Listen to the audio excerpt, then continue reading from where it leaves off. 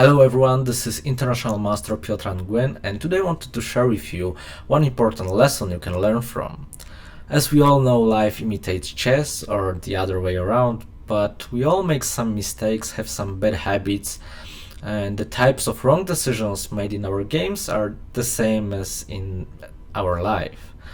So our character, our nature is reflected in the game of chess. We need to be aware of it and don't follow the instincts blindly. So here's the position from my game, which I thought would be a very nice example of what I mean. So we've just exchanged dark squared bishops on e7 square, and it feels like white is slightly better. I mean, he has more space. Black is pretty much boxed in, has bad bishop, but is there any plan to win the game? So you can pause the video, think for yourself about this position a little bit, but okay, I will just show you what happened in the game. So I played rook b7. Okay, my rook is a bit more active, so it feels like I shouldn't exchange it, but on the other hand, if I don't exchange it, I don't see how I can win. So okay, I just activate the rook a little bit, and now what to do? In the endgames, we all know we should bring the king, play actively. This is the rule. So in the endgames, the king is very important piece. So in the opening, you should hide your king. In the middle of the game, also there are many pieces, but in the endgame, yeah, it's not only a piece you should use, but it's a very strong piece. So I'm just going with the king, and he plays bishop a4. He wants to trade the rooks because his rook is a bit more passive, and as I said, I want to trade rooks also because I don't see what else to do. So we trade the rooks. So how to continue? Okay, let's bring the king. So if we manage to change the bishops, and my king will go into his position, it feels like the endgame, the pawn endgame should be winning for white. You can check it by yourself. Maybe I will show a little bit of it later, how white wins. But okay, does black allow white to go with the king into the position?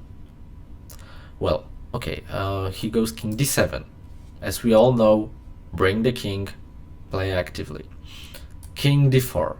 So what now? You can still pause the video, think for yourself what to do as black. So naturally, king c5 is white's plan, so he doesn't want to allow it, and he goes king c6. Is it a draw? No. King c6 is a losing move, and now white wins. So you can again pause the video, think for yourself how white wins, but once you know white wins, it's not that super hard, because there are only like 2 pawn breaks, so c4 doesn't feel like it's that much. And if you just look at g4, which at first is not natural, but it just wins, I'm going to break the position. So after g4 has to react, otherwise I will just take on h5, go with the g pawn, or also just win the h5 pawn somehow, like protect the c2 pawn, and just this will be weak. So yeah, this he cannot allow this. So also hg, then h5, g8, g6, just winning.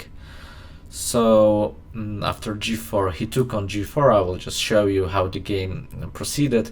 So I took on g6. Now this one is weak, but I'm not going even to take it. It's important that my g pawn will just move forward, and that will decide the issue. So he played g3, but after king e3, okay, I'm in the square of that pawn, so he's not going anywhere.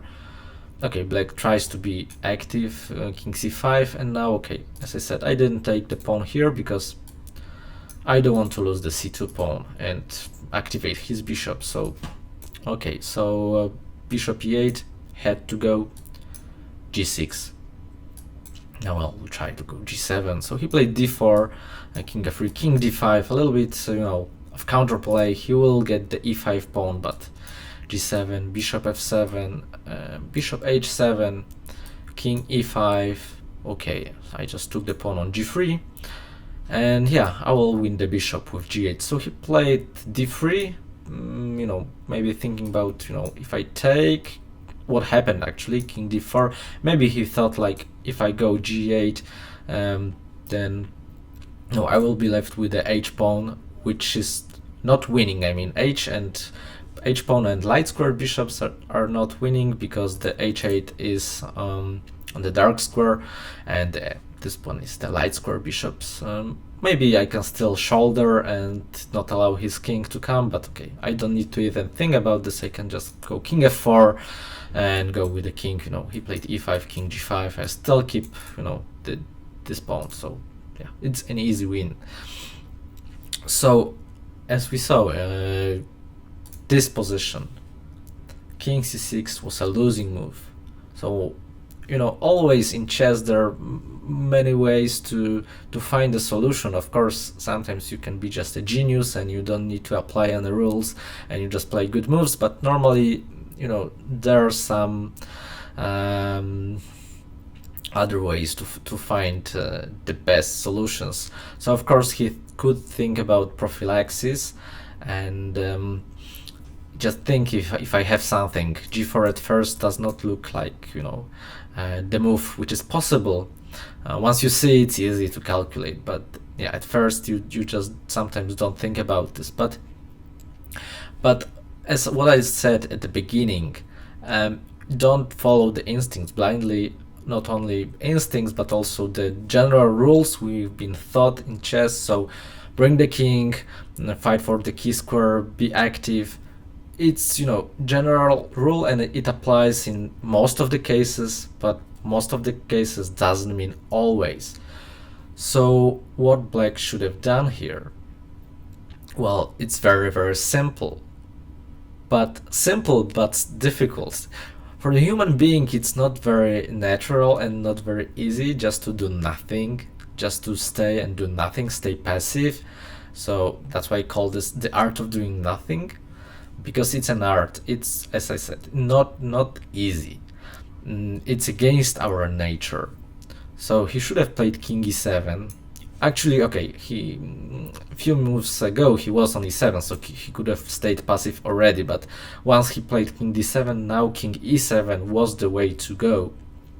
And after king c5, okay, I'm just going into, yeah, there's only one move to make a draw. So he's got to go bishop e8. He cannot allow to trade the bishops, because the pawn endgame is lost. So let's just see, bishop b5. He has to go bishop f7, but I will just show you bishop b5, king b5, king d7, king b6, and now he will be in some kind of Zugzwang. So if he goes f4, I always have some c3.